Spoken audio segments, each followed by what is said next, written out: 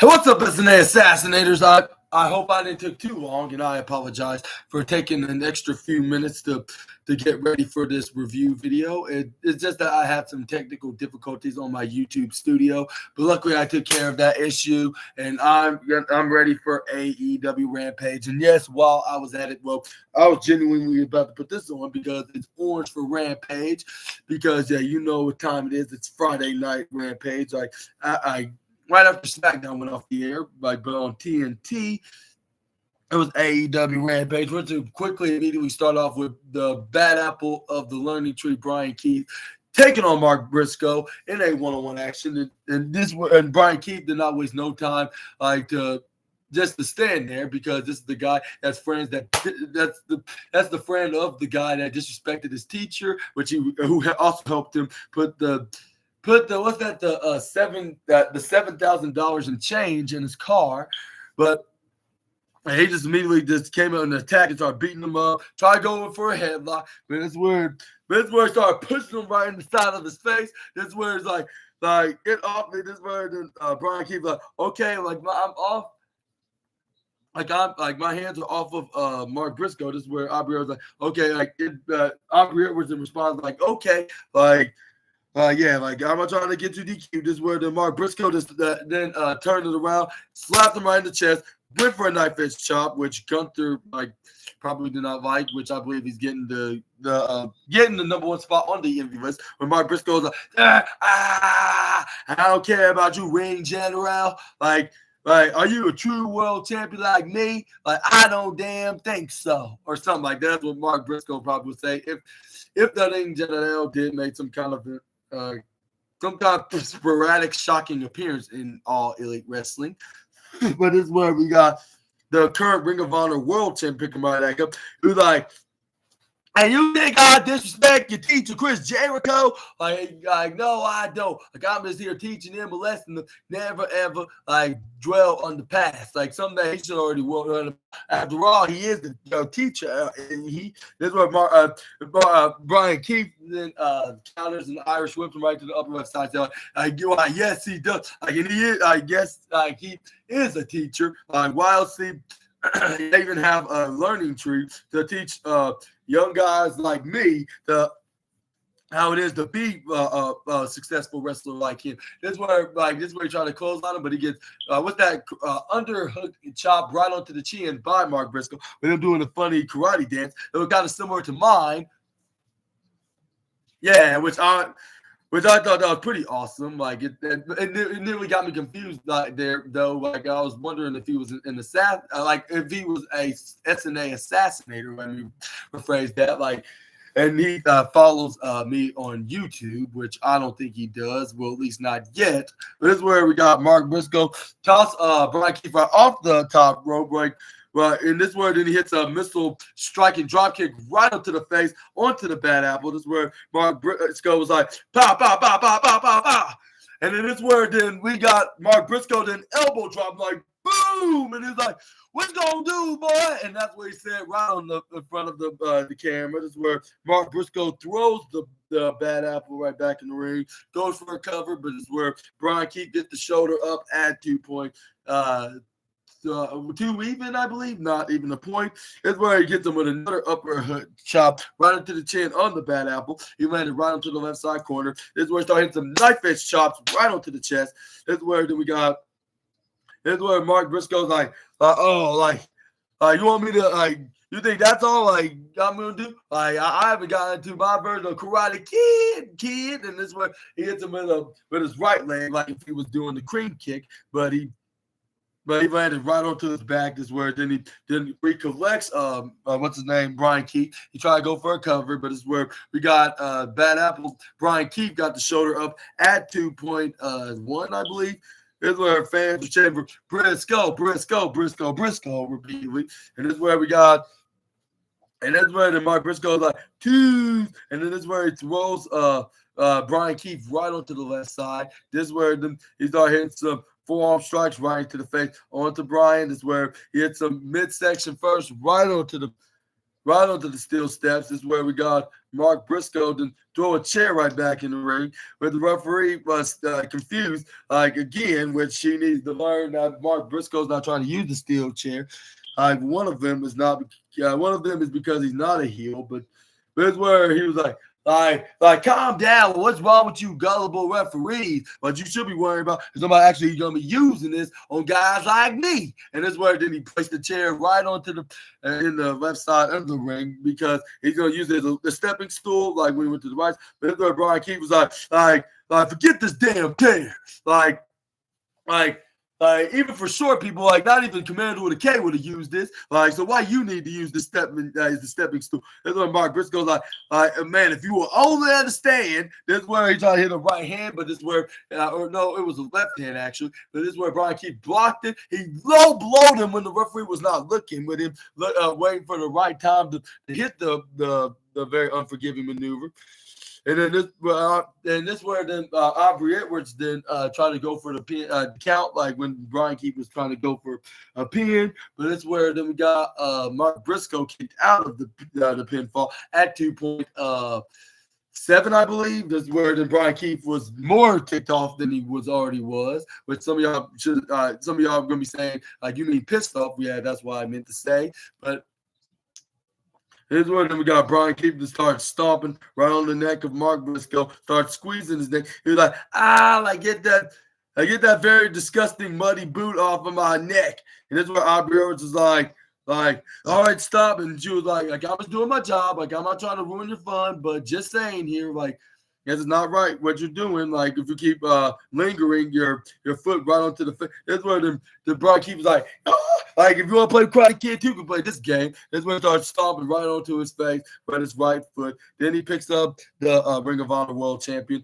Irish whipped him right onto the outside, sending him back first right onto that exact same steel chair that he threw out. That's where Brian Keith was like, that's a perfect start. But I just don't like these obnoxious fans just booing me because I'm doing the right thing, because I'm trying to take care of this disrespectful wrestlers that they cheer for. And this is where he booed him right into the face, right onto the upper left side. He was like, forget you all. That's all. I'm not doing no charity work anyway, so I don't care what any of you say in response about me. All I care about is you do not do this to Chris Jericho, or I'll kick each and every one of y'all's asses in here. And then this is where he hit the knife and shot. And this is where he was like I'm doing to your boy Mark here. This is where then he did hit the knife and shot, but you got the second place spot trying to get to number one to get in the Gunther MV list. With him saying if Gunther was here, if he disrespected my teacher, I would give him the exact same the exact same treatment here. I don't care how big he is, or blah blah blah, or is he a world champion over there, or blah blah blah and stuff like that. Is where then we got this is where he suplexed Mark Briscoe right to the right side of the concrete floor on the ringside area, with him saying this is what you get when you participate with those that disrespect my teacher, or something like that, with him continuing to beat the hell out of Mark Briscoe until he made a comeback, brought him back in the ring, got the offense, hit a avalanche suplex onto the Bad Apple, right off the top turnbuckle on the upper left side of the corner. The fans are cheering on for Mark Briscoe to get back up. That's where he hit the forearm strike right onto Brian Keith, but Brian Keith went right back, hit a forearm strike right back at him. That's where we got Mark Briscoe then hit the elbow strike right to his face. Brian Keith then hit right back. This is where they start going back and forth, boom, boom, boom, boom, boom. And this is where we got Mark Briscoe then my jaw, and he was like, all right, but you cannot bring me down, boy. And this is where he's like, take this, boom. And this is where Brian Keith was like, oh yeah, take these, take these damn elbow strikes or something like that, yeah. And this is where then we get Mark Briscoe's like, I'll take some elbow strikes if you take mine. And then this is where I'm not gonna be phased by it anyway. So you give me all what you got, like, because I'm gonna give you what I got, and it's gonna be the game-winning hit, and this is where we did so. But Mark Briscoe dodges out of the way. This is where he hits some slaps and chops and elbows.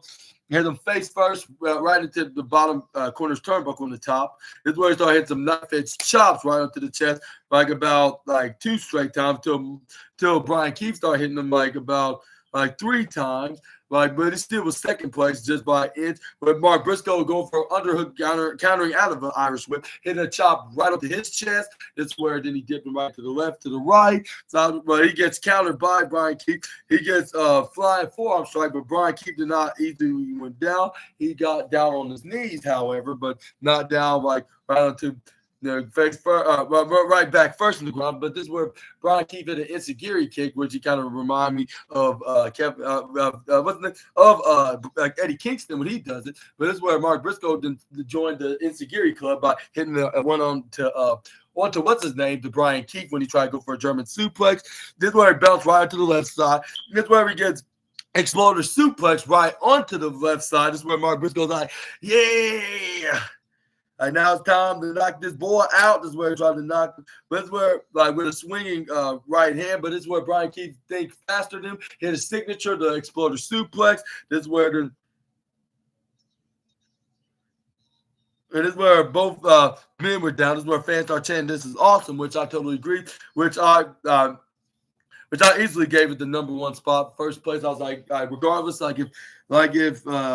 if the main event's number 1 or not, I'm still giving this the number. And no, it's not because it was National Opener Day, I guess you could say, where the opener of the wrestling matches are gonna be gonna get the number 1 best match of the night award, which I did do the same with LA Knight versus Andrade. It just happens that WWE and AEW coincidentally had a better match on the opener rather than on the main event, but that's where we got Brian Keith trying to go for a double underhook. Look similar to the J Driller, but this is where then he teased everybody like psych, and he knee strike what's his name? Mark Briscoe. This is where he tried to go for the cover. But this is where Aubrey was counting 1 and she counted 2. But this is where we got Mark Briscoe got the kick out at shoulder, left shoulder up at 2.7, I believe.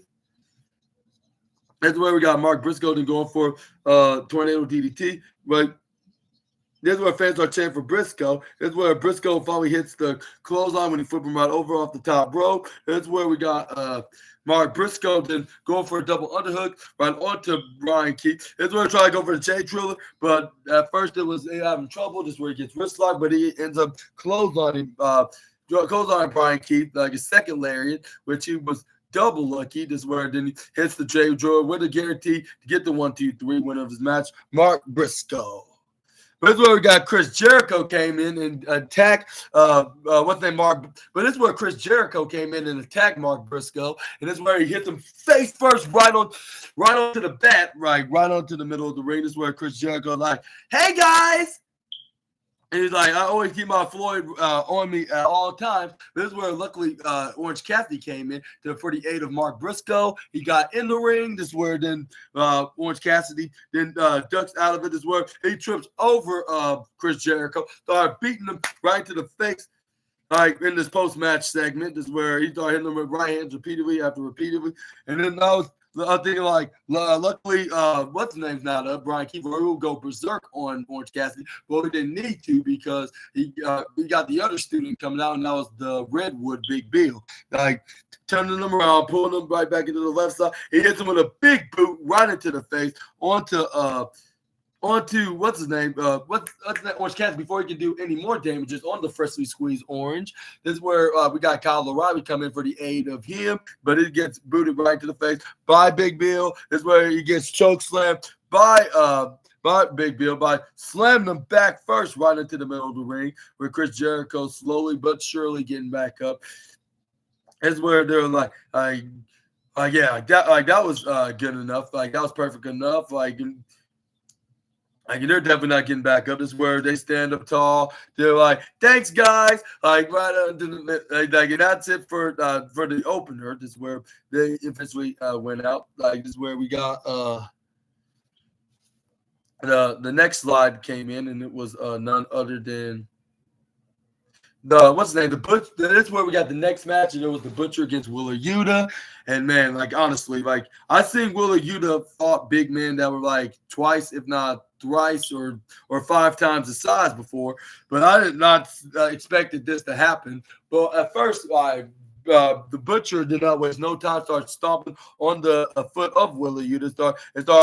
Start beating the daylights out, cornering Willer Yuta right into the upper left corner side's barrier turnbuckle. This is where he hits this little driver maneuver onto Willer's back. With Willer Yuta like I can barely feel my spine, and this is where. And then he continues to do a beat down onto the former peer champion, current 1/3 of the trios AEW tag team champions. But it's where once he tried to go for a pin, but he always keep getting kickouts after kickouts. Like first it was 1, then the second was 2 even. This is where then we got and this is where we saw the Butcher then send him right to the bottom corner onto the barricade, and the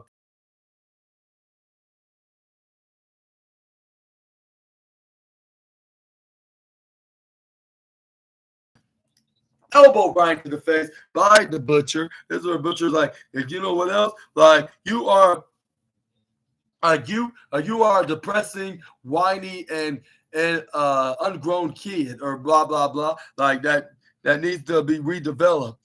And that's where he slapped him across the round. But that's where Willer Yuta did not took that lightly. He was like, "What was that? Like, you think that's gonna put me down?" Like, and this is where then the Butcher was like, yes, you little boy. And this is where he tried to close on him, but this is where Willer Yuta then hit the middle drop kick that sent him right to the right side. Willer was like, start screaming. This is where he started laying in some forearms right to the face, hit some knife edge chops on top of that, and then some forearming him after forearming him after forearming him. This is where we got the referee started holding him back. This is where he started stomping right to the midsection. Then going for single axe handles right to the back, and the back of the head onto the Butcher. But like it was very similar to what happened last week, like when he faced off against Anthony Henry at AEW Collision. He hit the German suplex after he got done with that. That's where he tried to go for a second one, like if he's his own version of Kurt Angle.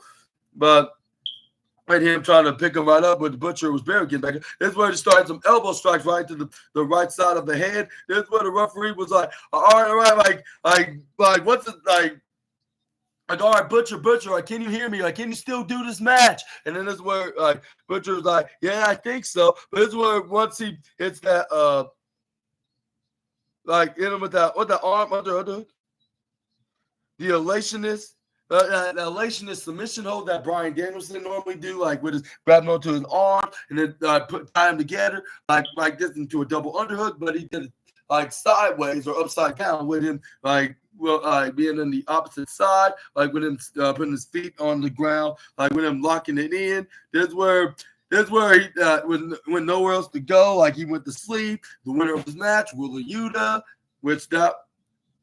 But this was very shocking, like even for someone like Willer Yuta to do, someone that's like 10 times the size. I mean, like I said, even while I was watching this live, I was like, it don't like size don't matter. Like it's all about the talent, like and all about the skills, like what you know in wrestling. This is where he put the belt right onto the back on him. This is where we got the maximum male models, or no, the MXM collection did their poses looking like a male models version of Joe Hendry, like or something like that. Yeah, this is where they're like.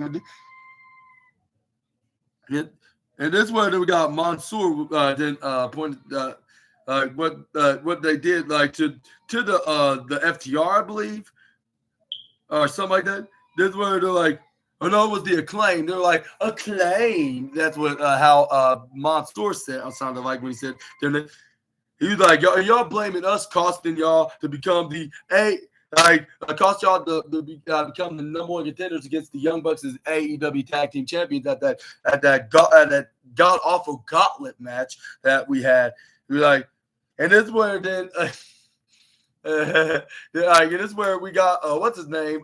Mason Madden was pulled Steve Urkel from Family Matters. Said, "Ooh, did we do that?" And then this is where then Mansoor's like, "Yeah, I believe we did, but." I decided to make it up for you guys, like the acclaim. Like, you know how Max Kessler like to call himself the best wrestler alive, quote unquote. And then while they were cracking up while they were right after he said that.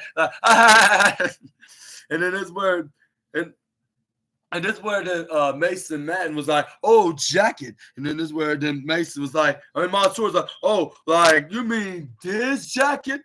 And this is where then Mace was like, "Oh, you dastardly done a dog." And then Mansoor was like, "Yeah, y'all are genuinely generous. We're the generous, genuine gentlemen since we are ourselves. Like, we're gonna give you an extreme makeover when next time we see like in what we do." And then this is where then Mace was like, "Oh, y'all just probably gonna have to wait like to see like what we mean." And this where then Mace then also had saying like y'all have to wait patient. Like, and it's where they did their finger touch, like if they're the gods right up in the sky. But this is where then we got Soraya and Harvey Cameron came out because Harvey Cameron have a match against the girl that failed to capture the TBS championship from our CEO Mercedes Moné, and that is Hikaru Shida. This is where she came out with her what's that, her little kendo stick staff. This is where they started the match. This is where she immediately went head to head with Harvey Cameron, even though she kind of struggled a little, but she managed to get.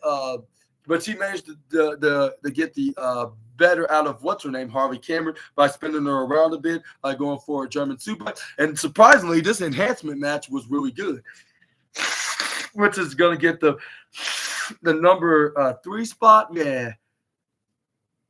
Now they get the 3rd place spot, which is the bronze trophy of the best match of the night. And then, this is where we got Hikaru Shida spin her around, hits her with this face plant maneuver, hit her with this Maverick turn slam, and this is where we got Hikaru Shida then was right on top of Harvey Cameron. This is where she started hitting some right hands right to the face until she gets tripped right over when she got distracted by a shot to the fans. Like, who are loving this right now? This is where the fans are like, "Boo! Well, we don't want this ugly girl to win." And this is where then Saraya got offended, and she was like, "My best friend Harley is not ugly. And neither as me." Or neither as I or moi or whatever she would say it in her British accent. Not making fun of her, of course. Bob saying how she would sound like. This is where we got Harvey Cameron start booting Hikaru Shida right into the face. This is where she dipped her right to the top, going to the bottom. This is where she hits an elbow strike right into the face. This is where she tried to go for a pin, but this is where she gets kicked out by Hikaru Shida. This is where we got Harvey Cameron then picks up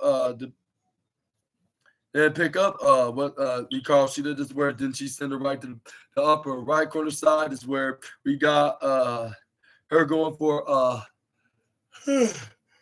put right to the face under Hikaru Shida. This is where then she then try to go for a pin after that, but it was not really a smart idea because she was going to immediately kick out of it. This is where she tried to go for every single move that she can think of to get the win, but Hikaru Shida then manages to.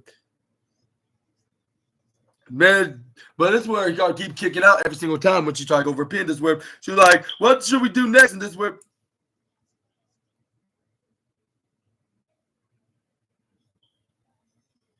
and even if and also when Harvey Cameron tried to go for a Shining Wizard knee strike or a kick, I believe it was a knee strike in particular. She still kicked out of it around 2.8. That's where the Sara's let's not forget, we got this kendo stick, which is he calls it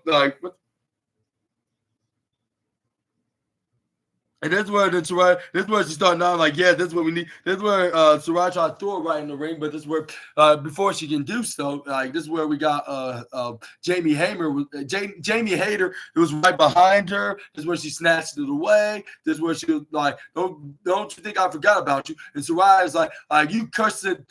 You cursing incompetent girl. This won't be the last time you see of Soraya. And this is where then what's her name? Jamie Hayter was like, that's where Jamie Hayter was I figured that you would, I figured you would say that. This is where he called Sheeta, took advantage of the moment, hit a back fist right into the face onto Harvey Cameron. This is where we got. What's her name? He called Sheeta to hit that Falcon Arrow that did the deed of getting the 1, 2, 3. Winner of this match, Hikaru Sheeta, which was the perfect win to bounce back from the last time we saw her when she came up short to take on the CEO for the TBS Championship. Yeah. Can I wash while I'm in a bathtub? Do you have it? I got a washcloth. I just got to pull it out. But can you do it right now? I can try to do it real fast. But I need to clean it. Can I clean it? Let's see if I have one available. Yeah.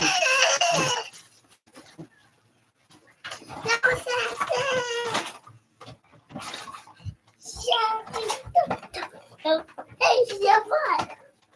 Here's your butt. Tito.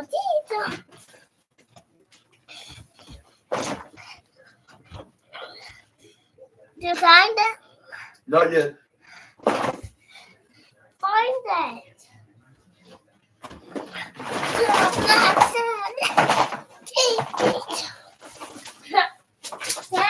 Look at you. Yeah. What's Uncle Julian doing? Look. Where is it? That'll be it. That can't sit there. Okay, that's cute.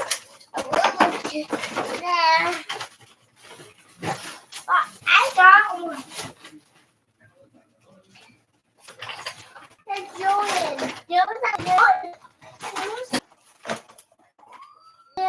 Yeah. Yeah, Birdie Bird. Did you not find it?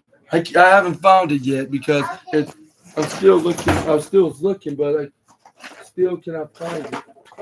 But that doesn't mean I'm not going to give up looking.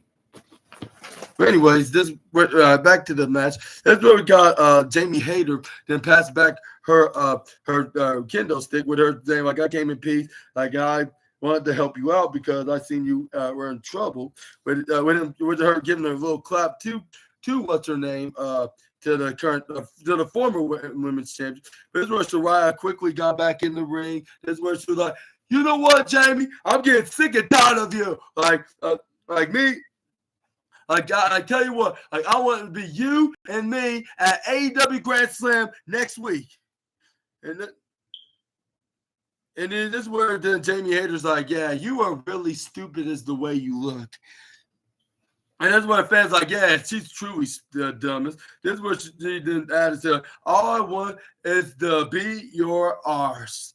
And then this is where the Riot's like, oh, my arse? Like, my arse not going to be the one that's going to be beaten. And this is where she was like, okay, I'll see you in New York. And that's where she made it clear, but she was like, yeah, like, we'll see you then. Like, and I hate to be you. And this is where we got both the women then came, went right back to their locker room. But this is where we got next up was a squash match with Roderick's No Time, where Beast Mortos then went right and hit a right knuckle punch right into the left side of the jaw onto Marcus Mathers. This is where then we got him in the wrist lock into a Samoan drop, which I'm thinking if he's part Samoan, is where we got Roderick Strong go for a knee strike right onto Joe They go for the pin, double cover to get the 1, 2, 3, less than a minute. The winners of this match, Roderick Strong and Beast Mortos, with them getting ready for their 10-man tag match, which is going to feature FTR, the Outrunners, and the Hook take on the Grizzled Young Veterans and Roosh and Roderick Strong and Beast Mortos. Let me know in the comments down below. Do you think it's gonna be the match of the night, or do you think it's gonna be like? And do you think it's gonna be like second place at least? Let me know in the comments. But let's move on. We got Deonna Purrazzo. Like then we had a little vignette, like we're holding up a glass of wine, saying like the reason why I came here, like, is to make art here in AEW. Like it and I was trying to make it beautiful and violent as much as I can. And I made it very clear that I only just begun. Like, and then now, like, I made it come here, like, alone. Like, but recently, I've been reminded that I never truly been alone. Like, because over the course of my career, like, I cultivated some, like, a network, you could say, of friends. Like, and friends, with friends, family, and associates, like people that I shown like generosity, like people like that are willing to repay like my generosity, like with loyalty. And this is where we got Taya Valkyrie then came in, and it seemed like the rumors are true about Deonna Purrazzo could possibly form a faction, which she could be the first member that she adds onto her group, along with others. Which, yeah, I think that will probably be some sort of a good idea. And I was thinking to myself, like, man, like it would be. Like, it's such a shame that Tony Khan don't see a women's tag team division, on the fact that we see plenty of women like being in like again as a duo, like it start off with the Renegades and then eventually with Julia Hart and Sky Blue, like before Julia Hart got injured. And then now we see Deonna Purrazzo with Taya Valkyrie, and then the CEO Mercedes Moné teaming with her bodyguard and their brick house. What's her name? Camille. Like, yeah, like why not Tony Khan did not start? And then we also even saw a short stint of a team with Timeless Tony Storm and Mariah May before she turned on her. So I guess that leaves her out. So yeah, but my point is we got plenty of women that are like in duo teams. Like, why not do women's tag division? Even though it probably will be a little bit too much at the time, but they can manage to make some time for the women, like to be in tag division, like they're doing with the men. But yeah, back to the segment. This is where we got Deonna Purrazzo said, like, yeah, it's gonna be a very dangerous thing when you're gonna be seeing what we have in store for this division, and I can I can drink to that or something like that. Yeah. And it's where Excalibur's like, I don't know what Deonna Purrazzo is building onto these comments, but yeah, she's building something. But it's where we got the match starting with Nick Wayne, Leo Rush, Kip Sabian, and Rocky Romero with everybody that was in the ring going out except for Leo Rush until he hits a suicide dive onto Kip Sabian, like with him nearly cartwheeling onto the ramp. This is where Leo Rush was like, yeah, like I took down one guy, like, you know, like, I'm not sure if I should move on or continue fighting with guy. You know what? Like, since nobody's not coming near me, I just might as well throw him right back in the ring, which that's what exactly he did. This is where we got Nick Wayne then hits a frog spot, but it's where he gets dodged out of the way by what's his name? Kip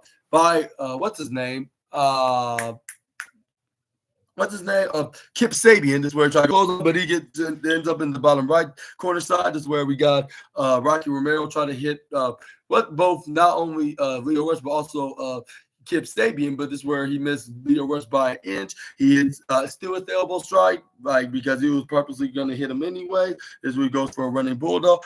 But, you know, it's like, I have a better idea. I'm going to throw him right onto your way, right onto you, Leo. This is where he stuns him. This is where he fell right to the ground like if he was Austin Theory that was selling the stunner. This is where he gets sent on by, Asuka Rocky Romero. This is where then he goes for a power double bond shoulder, not shoulder, but a fist bump to each other. This is where he then try to grab, what's his name? Who was the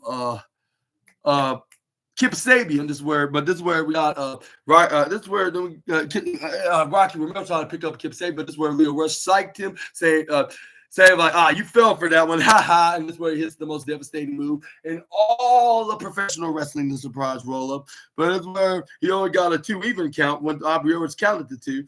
It's where then Leo Rush was like, and now like I was just kidding about that. Like, you know what, like.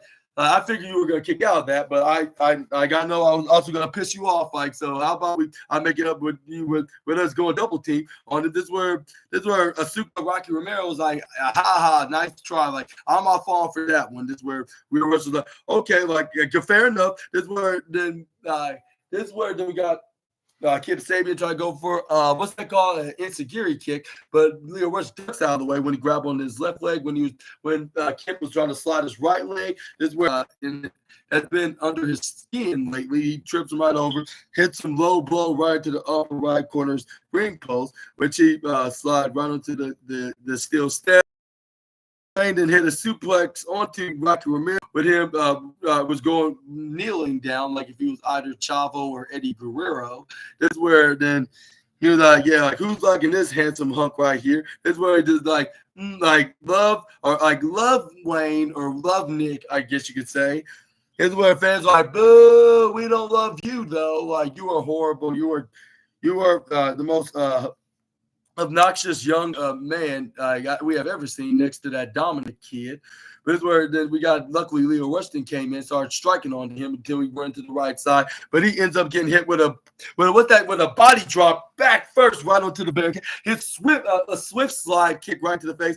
Christian Cage is like, I'm so proud of our son Shayna. And this is where then Shayna then agreed, like, yeah, me too. This is where the Nick Wayne just slide right to the upper left side, trying to take a page out of yours truly's playbook. Like if he was getting ready to get ready for a match.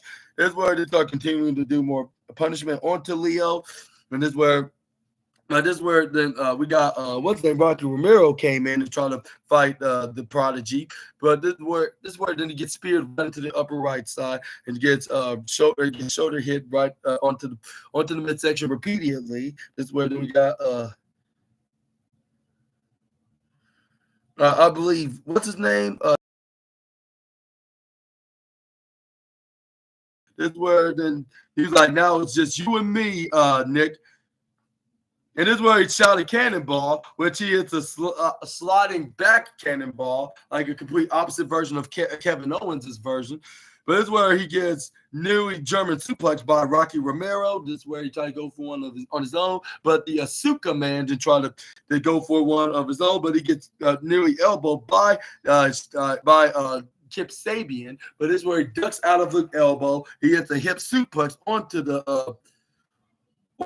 him. This is where then you have every man on every corner with Nick Wayne and Kip Sabian on the diagonal corners in the upper left side and the bottom right side, while Leo Rush was in the bottom left side.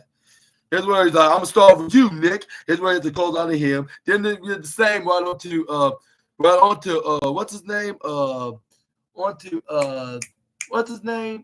Onto Kip Sabian. Then they did the same to Leo Rush right to the bottom left side. And he tried to go for a second time on each man. Like with him clotheslining like down right, up left, and then bottom left, like until like he tried to go for a third attempt, but Nick Wayne ducked out of a clothesline when he tried to go back to him. This is where he went right at the Kip Sabian side. This is where they try to go for a double team, but they started arguing, doing a bit hard. But this is where we got Rocky Romero then took advantage of his fully and hit a double clothesline onto both men, like sending them right to the corner. This is where we got Leo Rush try to go for a sliding clothesline. This is where he goes for a clothesline on his own, like Rocky Romero tried to go for the zigzag sliced bread. He would probably have gotten away with it if it wasn't for the meddling foes, I guess you could call them, because they are rivals and enemies, of course. But this is where then this is where they start going right at it with one another, start hitting some forearms right onto each other, where Kip Sabian was waiting for weeks to get his hands onto the Prodigy. With him finally gotten to do that, is where it goes to the left side. Is where he gets European uppercut, however, by Kip Sabian. He tried to go for a springboard, but he leaps right, dodging out of it, which what's his name? when Sami Zayn was about to throw some cease and desist papers because of AEW's guys just practically stole his maneuver. But this is where we got Nick Wayne trying to go for a German suplex once Kip Sabian misses him by a second. This is where he tried to go. This is where we got Nick Wayne trying to go for a German suplex, but this is where Kip Sabian counters it and try to hit his own, but he gets elbow strike right to the face on by Nick Wayne. This is where we got Wayne then hit a super kick right to the face. He tried to go for Wayne's World by jumping right up, but he gets dragon suplex, half dragon suplex to be the exact from the Britain. This is where then. But then Asuka then try to go for an insecure kick, but he gets hit with a rewind back heel kick right to the face by the former best friend member. Just where we got Leo Rushton came in, the man of the hour hits the schoolboy again, but it's where we got Rocky Romero was like, I'm not gonna fall for that, but he wanted him to believe that because he did not know what he was going to hit next, which was a Pele kick right into the head. This is where Leo Rush was like, yeah! And this is where he was about to hit his flying frog splash right off the bottom right corner side. But that's where he gets immediately intercepted by by Nick Wayne, but hitting the flying cutter like if he was Randy Orton in the RKO out of nowhere. He gets hit with a That's why then he hits Kip Sabian with a leg striking kick right into the right side of his head. This is where he was like, okay, now it's my world. Try to go for a springboard again. But it's where he gets caught. We get hit with Kip Sabian nearly hit him with the burning hammer. By spinning him around. This is where then but Nick Wayne didn't hang on to the top corner apron. This is where he landed right there. This is where he got distracted with Rocky Romero once he put Nick Wayne down. This is where he tried to that's where I try to take care of him. But this is where he tried to hit him with the right hand, but he was like, you know what? I have a better idea. I'm gonna kill two birds with one stone. I'm gonna let him knock out what's his name, Nick Wayne. This is where then he turned around, try to go for what's that German suplex? This is where he hits a big uppercut in reversal. This is where he tried to go for a sliced bread. This is where he gets hit face first, right onto the turnbuckle. This is where he hits the burning hammer. But this is where we before he can even go for a pin, this is where we got Nick Wayne meddling himself back in the ring and prevented what's his name, Kip Sabian, throw him out of the ring. This is where he tried to go for the cover to steal the win, which he did. So he got the 1, 2, 3. Winner of this match, Nick Wayne. And this is where what's his name, Kip Sabian was like, really, like did you really have to steal the win? Like it's one thing that you're trying to do everything you can of me not winning this match, but did you really have to take this win from me? Like, which he was staring at him with a very frustrated look. Like, he was like, and I was thinking to myself, like, yeah, obviously this feud is not over yet. Like, it's far from in that point. Even if it was in a high stakes match, I think this, the feud will still continue, even if it was just them in it, because it will end in a screwy finish, I guess you could say, like this one. But except with him probably low blowing or poking him in the eyes or some sort of that capacity. But yeah, that's how AEW Rampage ended, and this is where they start hyping things up about tomorrow night's AEW Rampage with that 10-man tag match with Hook and FTR and the Outrunners taking on the Grizzly Young Veterans and Roosh and Beast Mortos and Roderick Strong, and then we got the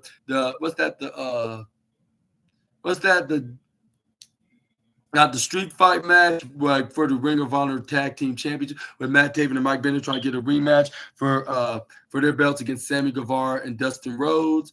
And since Dustin Rhodes' contract is up at the end of the month, I wouldn't be surprised if we see Matt Taven and Mike Bennett regain their tag team titles, even though it's going to be on the random episode of AEW Collision.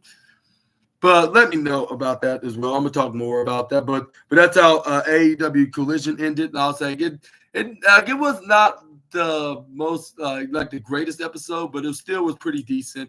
Nothing wrong with the show. Like it had some stories to tell in the mid card for something that they would show on AEW Collision or Ramp or Dynamite or even exclusively on Rampage. Like something that has something to watch, even though most people don't watch AEW Rampage these days. They haven't watched it probably since between 22 or 23, most likely 22, when it was actually like the B show until Collision came along. I believe that's when everybody stopped watching Rampage altogether because there was like too much programming to watch and again to talk about on like if they're like journalists or YouTubers, it'll be too much to talk about on their videos unless if it's something like it's like a high stakes moment like that's connected to AEW Dynamite or even Collision, but. Or if it's live and it's going to be on the same night of either Dynamite or Collision or something like that, that's when somebody watches it. But yeah, I'm going to give AEW Collision tonight a decent 4 out of 5 as well. Let me know if I made the right call of how I would rank it or how I would rate it. Yeah, I would say how I would rate how good it was tonight. But let me know down in the comment section right down below. And they're all prepared for AEW Grand Slam and even Wrestle Dreams. Even though they haven't confirmed anything of Wrestle Dreams, they're only like a month away. Like, and those months are going to turn into weeks, which if it haven't already done that. But yeah, I hope you enjoyed today's video. And if so, please make sure to hit the big thumbs up button and also considering hit the subscribe and the post notification bell while you're at it for more SNA content. And make sure to check out my AEW Collision review video where we're going to be seeing all those matches and who do you think is going to win that match respectively. And do you think this could be a sign that Dustin Rhodes is going to immediately be making his exit from All Elite Wrestling and maybe he can join his brother on back in WWE. Let me know in the comments down below. But even if he does lose, he still have the Trios Championship in his hands, and it looks like they're gonna have to find a way to have him drop the belts, like when he teams with the Von Erich brothers of the second generation version of the Von Erich brothers of Marshall and Ross, which I think they're going to be doing that on an upcoming on the ROH show in Ring of Honor. But yeah, this is the end of today's wrestling tonight's AEW Rampage review video along with SmackDown, which that was pretty decently good as well. And I hope y'all enjoyed the videos, and please make sure to check out my wildest wrestling news